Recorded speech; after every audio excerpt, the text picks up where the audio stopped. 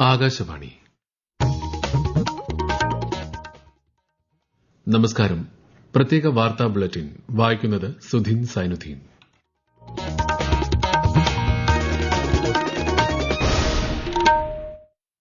പ്രധാന വാർത്തകൾ.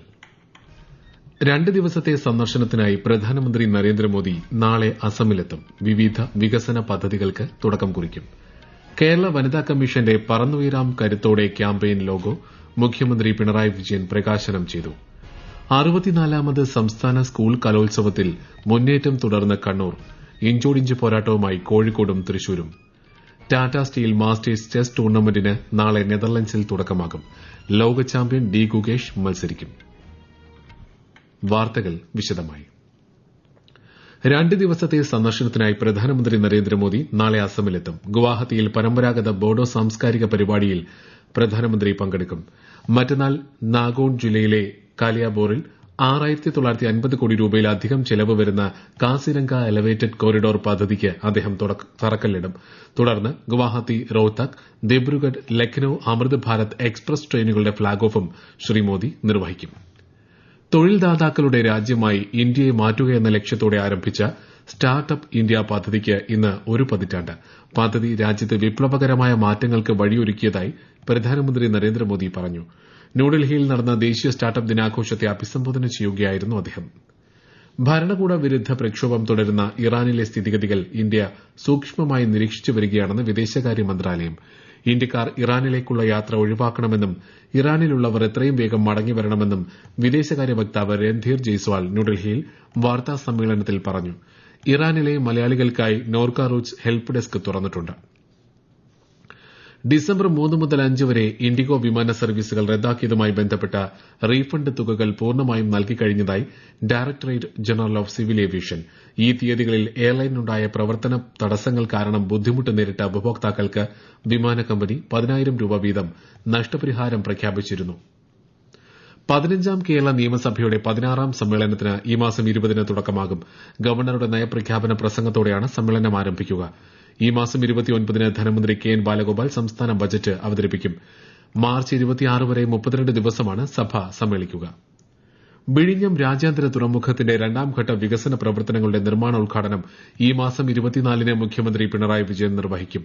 മന്ത്രി വി എൻ വാസവൻ അധ്യക്ഷത വഹിക്കും. തുറമുഖത്ത് നിന്ന് ഇറക്കുമതിയും കയറ്റുമതിയും സാധ്യമാക്കുന്ന എക്സിം കാർഗോ സേവനങ്ങളുടെയും ബൈപ്പാസുമായി ബന്ധിപ്പിക്കുന്ന പുതിയ പോർട്ട് റോഡിന്റെയും ഉദ്ഘാടനം ചടങ്ങിൽ നിർവഹിക്കും. ഐടി വിജ്ഞാനാധിഷ്ഠിത മേഖലകളിൽ ജോലി ചെയ്യുന്നവർക്ക് സ്വന്തം വീടിനടുത്ത് ലോകോത്തര നിലവാരത്തിലുള്ള തൊഴിലിടങ്ങൾ ഒരുക്കുന്ന സംസ്ഥാന സർക്കാരിന്റെ കമ്മ്യൂൺ വർക്ക് നിയർ ഹോം പദ്ധതിക്ക് തിങ്കളാഴ്ച തുടക്കമാകും.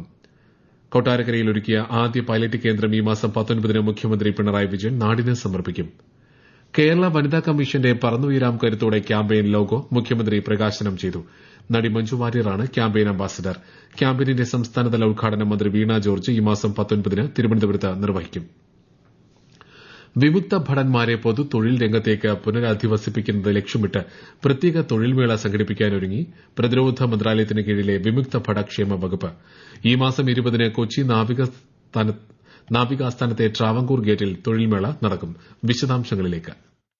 കര, നാവിക, വ്യോമസേനകളിലെ വിമുക്ത ഭടന്മാർക്ക് സെക്യൂരിറ്റി, ഐടി, അഡ്മിനിസ്ട്രേഷൻ, ലോജിസ്റ്റിക്സ്, ആരോഗ്യപരിചരണം, എഞ്ചിനീയറിംഗ് തുടങ്ങി വിവിധ മേഖലകളിലെ സ്ഥാപനങ്ങളിൽ അവസരങ്ങൾ കണ്ടെത്താനുള്ള പ്രത്യേക വേദിയായി തൊഴിൽമേള മാറും. 2025-26 സാമ്പത്തിക വർഷം രാജ്യത്തുടനീളം 18 തൊഴിൽമേളകളാണ് ഡിജിആർ സംഘടിപ്പിക്കുന്നത്. ഡൽഹി, ചെന്നൈ, അഹമ്മദാബാദ്, ലക്നൌ, വാരാണസി, കൊൽക്കത്ത, സെക്കന്ദരാബാദ്, ജമ്മു, ഭോപ്പാൽ എന്നിവിടങ്ങളിലെ മേളകൾ ഇതിനകം പൂർത്തിയായി. പ്രത്യേകം തയ്യാറാക്കിയ AI അധിഷ്ഠിത തൊഴിൽ പ്ലാറ്റ്ഫോമായ esmhire.com എന്ന വെബ്സൈറ്റിൽ തൊഴിലുടമകൾക്കും വിമുക്ത ഭടന്മാർക്കും ഓൺലൈനായി രജിസ്റ്റർ ചെയ്യാം. dgrindia.gov.in എന്ന ഡിജിആർ വെബ്സൈറ്റിലെ ജോബ് ഫെയർ ബട്ടണിലും രജിസ്ട്രേഷൻ ലിങ്ക് ലഭ്യമാണ്. രജിസ്ട്രേഷൻ പൂർണ്ണമായും സൌജന്യമാണ്. തപസ്യ കലാസാഹിത്യവേദി സുവർണ ജൂബിലി ആഘോഷത്തിന്റെ ഭാഗമായി പാലക്കാട് സംഘടിപ്പിക്കുന്ന രാജ്യാന്തര സംഗീതോത്സവം നാളെ കേന്ദ്രമന്ത്രി ഗജേന്ദ്ര സിംഗ് ഷെഖാവത്ത് ഉദ്ഘാടനം ചെയ്യും. ഈ മാസം 20 വരെയാണ് സംഗീതോത്സവം. പത്തനംതിട്ട കോന്നി സർക്കാർ മെഡിക്കൽ കോളേജിൽ 50 കോടി രൂപയുടെ വിവിധ വികസന പദ്ധതികൾ മന്ത്രി വീണ ജോർജ് നാളെ ഉദ്ഘാടനം ചെയ്യും. ഈ സർക്കാരിന്റെ കാലത്ത് കിഫ്ബിയിൽ ഉൾപ്പെടുത്തി കോന്നി മെഡിക്കൽ കോളേജിൽ 351.72 കോടി രൂപയുടെ 2ാം ഘട്ട വികസന പ്രവർത്തനങ്ങളാണ് നടന്നുവരുന്നത്. മലയാള ചലച്ചിത്ര രംഗത്തെ സമഗ്ര സംഭാവനയ്ക്കുള്ള 2024 ജെസ്സി ഡാനിയൽ പുരസ്കാരം നടി ശാരദയ്ക്ക്. സംസ്ഥാന സർക്കാരിന്റെ പരമോന്നത ചലച്ചിത്ര പുരസ്കാരമാണിത്. ഈ മാസം 25-ന് തിരുവനന്തപുരം നിശാഗന്ധിയിൽ നടക്കുന്ന ചടങ്ങിൽ മുഖ്യമന്ത്രി പിണറായി വിജയൻ പുരസ്കാരം സമ്മാനിക്കും. തൃശൂർ തേക്കിൻകാട് മൈതാനത്ത് പുരോഗമിക്കുന്ന 64ാമത് സംസ്ഥാന സ്കൂൾ കലോത്സവത്തിൽ മുന്നേറ്റം തുടർന്ന് കണ്ണൂർ. ഇഞ്ചോടിഞ്ച് പോരാട്ടവുമായി കോഴിക്കോടും തൃശൂരുമാണ് തൊട്ടുപിന്നിൽ. കലോത്സവം മറ്റന്നാൾ സമാപിക്കും. ഈ വാർത്തകൾ ആകാശവാണിയിൽ നിന്നും.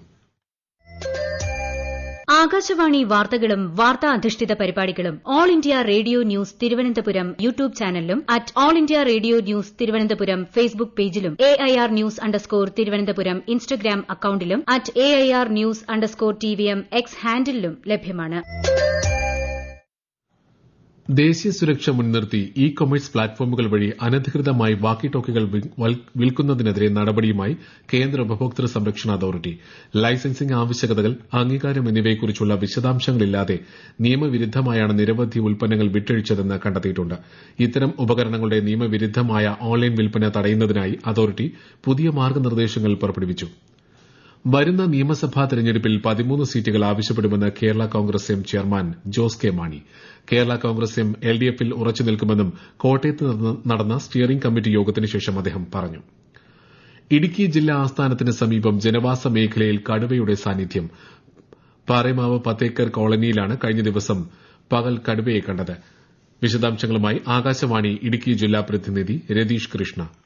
മുൻപ് വന്യമൃഗശല്യം ഇല്ലാതിരുന്ന ഈ പ്രദേശത്ത് ഇതാദ്യമായാണ് കടുവയെ കാണുന്നതെന്ന് നാട്ടുകാർ പറഞ്ഞു. വിവരമറിഞ്ഞെത്തിയ വനപാലകർ മേഖലയിൽ വിശദമായ തെരച്ചിൽ നടത്തിയെങ്കിലും കടുവയുടെ കാൽപ്പാടുകളോ മറ്റ് അടയാളങ്ങളോ കണ്ടെത്താൻ കഴിഞ്ഞില്ല. തൊടുപുഴയിൽ നിന്നും ഡ്രോൺ എത്തിച്ചു നടത്തിയ ആകാശ നിരീക്ഷണവും ഫലം കണ്ടില്ല. എങ്കിലും വരും ദിവസങ്ങളിലും പരിശോധന തുടരാനാണ് വനംവകുപ്പിന്റെ തീരുമാനം. കഞ്ഞിക്കുഴിയിൽ പുലിയും ഇടുക്കി പാർക്കിന് സമീപം കടുവയും ഇറങ്ങിയതിന് പിന്നാലെ പാറേമാവിലും വന്യമൃഗ സാന്നിധ്യമുണ്ടായത് ജനങ്ങളെ ഭീതിയിലാഴ്ത്തിയിട്ടുണ്ട്. ആനശല്യത്തിന് പിന്നാലെ കടുവയും പുലിയും ജനവാസ മേഖലയിലേക്ക് എത്തുന്നത് തടയാൻ വനംവകുപ്പ് അടിയന്തര നടപടി സ്വീകരിക്കണമെന്നാണ് നാട്ടുകാരുടെ ആവശ്യം. നെതർലൻഡ്സിൽ നാളെ ആരംഭിക്കുന്ന ടാറ്റ സ്റ്റീൽ മാസ്റ്റേഴ്സ് ചെസ് ടൂർണമെന്റിൽ ലോക ചാമ്പ്യൻ ഡി ഗുകേഷ് മത്സരിക്കും. ആദ്യ റൌണ്ടിൽ ഉസ്ബെക്കിസ്ഥാന്റെ ജാവോഖിർ സിന്ദാരോവാണ് ഗുകേഷിന്റെ എതിരാളി. പ്രജ്ഞാനന്ദ, അർജുൻ അർഗേസി, അരവിന്ദ് ചിദംബരം എന്നീ ഇന്ത്യൻ താരങ്ങളും ടൂർണമെന്റിൽ പങ്കെടുക്കുന്നുണ്ട്. ഖേലോ ഇന്ത്യ കളരിപ്പയറ്റ് ലീഗ് മത്സരങ്ങൾ നാളെയും മറ്റന്നാളുമായി തിരുവനന്തപുരത്ത് നടക്കും. 8 പ്രധാന ഇനങ്ങളിൽ 17 സംസ്ഥാനങ്ങളിൽ നിന്നുള്ള യുവപ്രതിഭകൾ മത്സരിക്കും. തദ്ദേശീയ ആയോധന കലകളെ പ്രോത്സാഹിപ്പിക്കുന്നതിനായി സ്പോർട്സ് അതോറിറ്റി ഓഫ് ഇന്ത്യയാണ് Khelo India Kalaripayattu national league under 18 സംഘടിപ്പിക്കുന്നത്. ദക്ഷിണേന്ത്യയിലെ പ്രധാന ആത്മീയ സംഗമങ്ങളിലൊന്നായ മഹാമാഘ മഹോത്സവത്തിന് തിരുനാവായയിൽ ഇന്ന് വിശേഷാൽ പൂജകളോടെ തുടക്കമായി. ഔദ്യോഗിക ഉദ്ഘാടനം ഈ മാസം 19-ന് ഗവർണർ രാജേന്ദ്ര വിശ്വനാഥ് ആർലേക്കർ നിർവഹിക്കും. ശബരിമല ദർശനത്തിനായുള്ള സ്പോട്ട് ബുക്കിംഗ് കൌണ്ടറുകൾ ഈ മാസം 19 വരെ പ്രവർത്തിക്കും. പമ്പ, നിലയ്ക്കൽ, എരുമേലി എന്നിവിടങ്ങളിലാണ് സ്പോട്ട് ബുക്കിംഗ് സൌകര്യമുള്ളത്. വെർച്വൽ ക്യൂ ബുക്കിംഗും 19 വരെയുണ്ടാകും. മറ്റന്നാൾ വരെയാണ് തിരുവാഭരണം ചാർത്തിയുള്ള അയ്യപ്പ ദർശനം. മണ്ഡല മകരവിളക്ക് മഹോത്സവത്തിന് സമാപനം കുറിച്ച് ഈ മാസം 20-നാണ് നട അടയ്ക്കുക. ശബരിമലയിലെ പഴയ കൊടിമരം 2017-ൽ മാറ്റി സ്ഥാപിച്ചപ്പോൾ വാജിവാഹനം ചട്ടവിരുദ്ധമായാണ് തന്ത്രിക്ക് നൽകിയതെന്ന് ദേവസ്വം രേഖകൾ. ദേവസ്വം കമ്മീഷണറുടെ 2012-ലെ ഉത്തരവിന് വിരുദ്ധമാണ് നടപടി.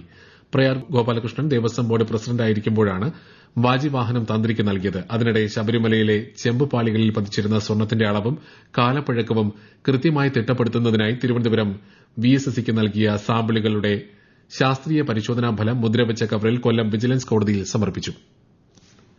Russian president Vladimir Putin Israel പ്രധാനമന്ത്രി ബെഞ്ചമിൻ നെതന്യാഹുവുമായി ടെലിഫോൺ സംഭാഷണം നടത്തി. പശ്ചിമേഷ്യയിലെ നിലവിലെ സാഹചര്യങ്ങളും ഇറാനിലെ പ്രക്ഷോഭവും ചർച്ചയായി. പ്രധാന വാർത്തകൾ വീണ്ടും. 2 ദിവസത്തെ സന്ദർശനത്തിനായി പ്രധാനമന്ത്രി നരേന്ദ്രമോദി നാളെ അസമിലെത്തും. വിവിധ വികസന പദ്ധതികൾക്ക് തുടക്കം കുറിക്കും. കേരള വനിതാ കമ്മീഷന്റെ പറന്നുയരാം കരുത്തോടെ ക്യാമ്പയിൻ ലോഗോ മുഖ്യമന്ത്രി പിണറായി വിജയൻ പ്രകാശനം ചെയ്തു.